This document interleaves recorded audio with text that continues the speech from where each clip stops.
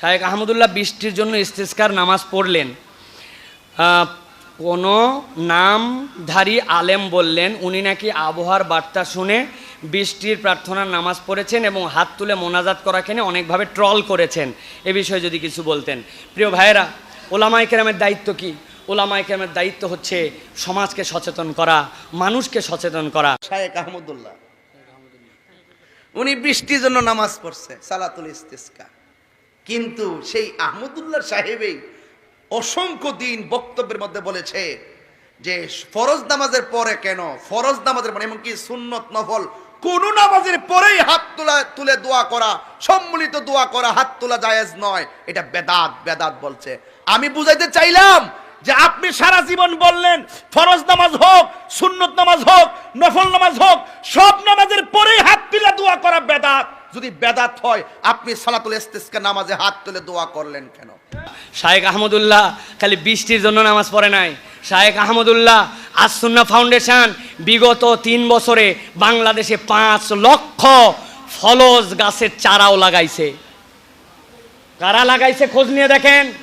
বাংলাদেশে যারা চারা লাগায় তাদের সাথে শায়েখ আহমদুল্লাহর কাজের পার্থক্য আছে। গাছ দিয়ে দিলাম, লাগালে লাগা, না লাগালে লাগা, আমি খালি গণ্যর মধ্যে আনলাম, হিসাবের মধ্যে আনলাম। জি না, আমরা গাছওয়ালাকে সিলেক্ট করি, গাছওয়ালার তথ্য থাকে, ওই গাছওয়ালার সাথে যোগাযোগ থাকে। গাছটা লাগালেন, বড় হলো কিনা, গরু ছাগলকে খাওয়াই দিলেন কিনা, আলহামদুলিল্লাহ। 5 লক্ষ গাছের মধ্যে 8 থেকে 9% গাছ যেটা মরে গেছে বা হয় নাই, বাকি সব গাছগুলো বড় হয়েছে। সুতরাং শায়েখ আহমদুল্লাহর বৃষ্টির আবহাওয়া দেখে শায়েখ আহমদুল্লাহ নামাজ পড়ে। এরকম অসভ্য যেই বক্তা কথা বলবে ওটার বিবেক এবং অন্তর দুটাই মরে গেছে, নচেত এইরকম বাজে কথা সে অন্তত বলতে পারে না। এটা তো বলবে নাস্তিকবাদী লোকেরা, এটা তো বলবে শাহবাগীরা, এটা তো বলবে ইসলাম বিদ্বেষীরা। যদিও এরকম কিছু নয়, কিন্তু তারা বললে তাও মানে যে, কিন্তু যখন কোন আলেম এই কথা বলে তখন বুঝতে হবে ওর অন্তরটা মরে গেছে। ঠিক কি না? আল্লাহ আমাদেরকে বোঝার তৌফিক দান করেন। প্রিয় ভাইরা, এই সুন্নাতটা জিন্দা করছেন শায়েখ আহমদুল্লাহ সমসাময়িক আমলে। বাংলাদেশে এখন সব জায়গায় এই আমলটা হচ্ছে। এটা যে একটা আমল এটা অনেকেই জানতো না।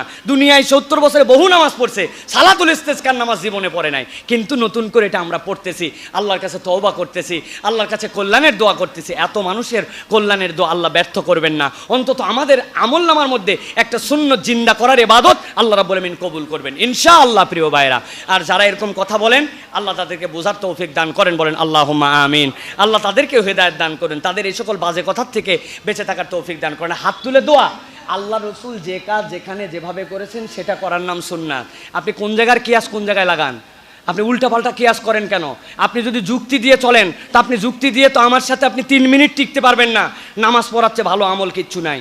নবী করিম সাল্লাল্লাহু আলাইহি ওয়াসাল্লামের মাসুম ছিলেন, সাহাবায়ে কেরাম আল্লাহ রাব্বুল আলামিনের পক্ষ থেকে ঘোষণা যে আদুল ছিলেন, তাহলে তাদের আমল নামার সাথে আমাদের আমল নামার হিসাবই চলবে না। আজকের জুম্মার নামাজ 2 রাকাত, প্রত্যেক রাকাতে 2টা করে সিজদা দেই, প্রতি রাকাতে 1টা করে রুকু দেই। জিজ্ঞাসা করব সিজদা দেওয়া ভালো কাজ না খারাপ কাজ? কথা বলেন, সিজদা দেওয়া ভালো কাজ না খারাপ কাজ?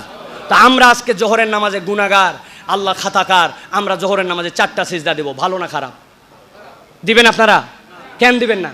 আপনারাই না বললেন একটু আগে সিজদা দেওয়া ভালো কাজ, নবীজির গুনাহ ছিল না, সাহাবায়ে কেরাম মাসুম, সাহাবায়ে কেরাম আদুল ছিলেন, আপনি 4 সিজদা কেন দিবেন না? বলবেন না নবী যেভাবে করছে ওইভাবে করা লাগবে, আবেগ দেখানো যাবে না। আপনি এই জায়গায় সিজদা হাজার ভালো হওয়ার পরেও আপনি আবেগ দেখায় 4 সিজদা দেন না, তো নবী কোন জায়গায় সম্মিলিত মোনাজাত লাগবে, কোন জায়গায় লাগবে না ওটা দেখাই দিয়ে যান নাই? এখন সালাতুল ইস্তিসকার দোয়া আছে, আপনি সেইটাকে আবার ফরজ নামাজের পরে সেট করেন, অমুক নামাজের পরে সেট করেন। এটা হচ্ছে যাদের মাথার মধ্যে আকল নাই, দিন বুঝে না, খালি আবেগ দিয়ে হই হই করে, এটা হচ্ছে তাদের কথা। যারা দিন ইসলাম বুঝে তারা এরকম কথা বলবে না। ঠিক কি না? আল্লাহ আমাদের